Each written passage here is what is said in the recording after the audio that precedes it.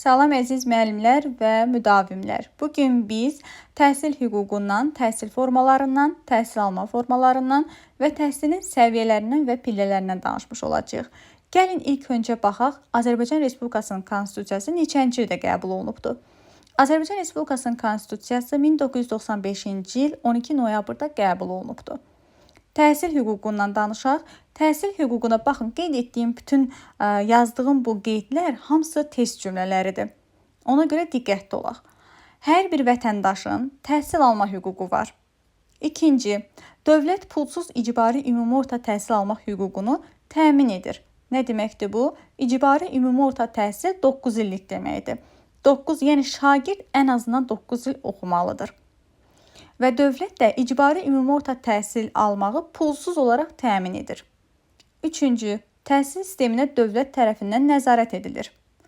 Dördüncü, maddi vəziyyətindən asılı olmayaraq istedadlı şəxslərin təhsili davam etdirməsinə dövlət zəmanət verir. Beşinci, dövlət minimum təhsil standartlarını müəyyən edir. Baxın, testə düşür, dövlət maksimum təhsil standartlarını müəyyən edir. Ancaq elə bir fikir olanda siz onu yanlış götürəcəksiniz. Çünki qaydaya, qanuna əsasən dövlət minimum təhsil standartlarını müəyyən edir. Daha sonra təhsil formalarına nəzər yetirək. Bəs təhsil formaları hansılardır? Azərbaycan Respublikasında təhsil formaları bunlardır. Formal, qeyri-formal, informal. Formal təhsil forması dövlət təhsil sənədinin verilməsi ilə başa çatan təhsil formasıdır. Formal, dövlət təhsil sənədinin verilməsi ilə başa çatan təhsil formasıdır. Yəni bildiyimiz təhsil müəssisələrində, təhsil müəssisələri deyəndə, yəni məktəblərdə verilən hansı ki attestatlardır, şəhadətnamələrdir, bunların hamısı formal təhsil formasına daxildir. Yəni dövlət sənədinin verilməsi ilə başa çatan təhsil formasıdır. Qeyri-formal nədir? Qeyri-formal müxtəlif kurslarda, dərnəklərdə və fərdi məşğələlərdə əldə edilən və dövlət sənədinin verilməsi ilə müşayiət olunmayan təhsil formasıdır. Yəni hər hansı bir kurslarda, dərnəklərdə, məşğələlərdə sertifikatlar əldə edirik ki, bunlar dövlət sənədi hesab olunmur və bu təhsil də qeyri-formal təhsil hesab olunur. İnformal isə özünü təhsil yolu ilə biliklərə yiyələnmənin formasıdır. Özünü təhsil yolu ilə biliklərə yiyələnmə forması informal təhsil forması adlanır. Baxın, burada qeyd eləmişəm, formal təhsil ümumi təhsil müəssisələrinə, yəni məktəblərə aiddir. Formal təhsilin təşkili qaydaları müvafiq icra hakimiyyəti orqanı tərəfindən müəyyən edilir. Daha sonra təhsil alma formaları. Təhsil alma formaları əyani, qiyabi, distant, sərbəst, evdə təhsil, fərdi təhsil və stasionar təhsil alma daxildir ki, bunlar da təhsil alma formalarıdır. Əyani məktəblərə, universitetlərə, kolleclərə və sair yerlərə, yəni təhsil müəssisələrinə aiddir. Təhsil alanla təhsil verənin eyni yerdə olmasını gərəkdirən təhsil alma formasıdır. Qiyabi bildiyiniz kimi universitetlərə, kolleclərə aid təhsil alma formasıdır. Və qeyd etdiyim kimi burada yazmışam, yadınızda saxlayın bunu. Ümumi təhsil müəssisələrində, yəni məktəblərdə qiyabi təhsil alma forması yoxdur. Distant bildiyimiz kimi məsafədən təhsil formasıdır, təhsil alma formasıdır. Elektron, telekommunikasiya, kompüter, texnoloji vasitələrlə həyata keçirilən təhsil alma formasıdır.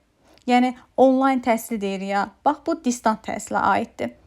Təhsil alanla təhsil verənlərin eyni yerdə olmasını gərəkdirməyən təhsil formasıdır. Daha sonra sərbəst təhsil alma. Bəs sərbəst təhsil alma nə deməkdir? Sərbəst eksternat eynidir. Yəni eksternat da deyə bilərsiniz, sərbəst də deyə bilərsiniz. Müxtəlif səbəblərdən, ümumi təhsildən kənarda qalan şəxslərə təhsil almaq və ya təhsil alana ümumi təhsilin hər hansı bir səviyyəsini vaxtından əvvəl bitirmək hüququ verən təhsil alma formasıdır. Yəni şagird 2-də oxuyur, 2-ci sinifdə oxuyur, yəni həddən artıq savadlıdır və bu uşaq imtahan verərək 3-cü sinifi oxumadan 4-cü sinifə keçə bilər. Bu sərbəst təhsil alma formasına daxildir. Evdə təhsil alma. Sağlamlıq imkanları məhdud olan şagirdlər var ki, məktəbə gələ bilmirlər. Bu şagirdlər üçün evdə təhsil təşkil olunur. Bu da evdə təhsil alma formasıdır. Fərdi təhsil alma forması nə deməkdir bəs? Fərdi təhsil ümumiyyətlə təhsilə cəlb olunmayan şagirdlər ibtidai təhsili bitirdikdən sonra təhsildən kənarda qalan şagirdlər üçün nəzərdə tutulmuşdur.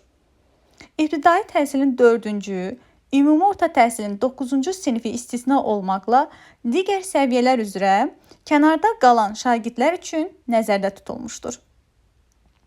Fərdi təhsildən xüsusi istedadı olan şagirdlər də yararlana bilər. Stasionar təhsil. Stasionar təhsil alma nə deməkdir? Sağlamlıq bu da eynilə evdə təhsil kimidir. Amma burada tibb mərkəzində olacaq şagird. Hər hansısa bir sağlamlıq imkanları məhdud olan şagirdlər stasionar şəraitdə, yəni tibb mərkəzlərində, xəstəxanalarda 21 gündən artıq müalicədə olarsa, həmin tibb mərkəzinə yaxın təhsil müəssisələrində təhsil almaları Təhsil Nazirliyinin müvafiq psixoloji, tibbi, pedaqoji komissiyasının qərarı əsasında təşkil olunur. Yəni, hər hansısa bir şagird sağlamlıq imkanları məhdudiyyətindən, yəni sağlamlıq problemləri olarsa, xəstəxanada müalicə alarsa və bu müalicə müddəti 21 günü keçərsə, Təhsil Nazirliyinin müvafiq psixoloji, tibbi, pedaqoji komissiyasının qərarı əsasında həmin şagirdin həmin tibb mərkəzinə yaxın təhsil mərkəzində təhsil alması təmin olunur. Daha sonra təhsilin pillələri və səviyyələri hansılardır? Gəlin baxaq. Birinci başlayaq biz məktəbə qədər təhsil pilləsindən. Baxın, birinci ümumi deyim, ümumi qeyd edim. Təhsilin pillələri bunlardır. Məktəbə qədər təhsil pilləsi, ümumi təhsil pilləsi, peşə təhsili pilləsi, orta ixtisas təhsil pilləsi və ali təhsil pilləsi. Məktəbə qədər təhsil pilləsinin səviyyəsi yoxdur. Daha sonra gəlir ümumi təhsil pilləsi. Bunu belə düşünün.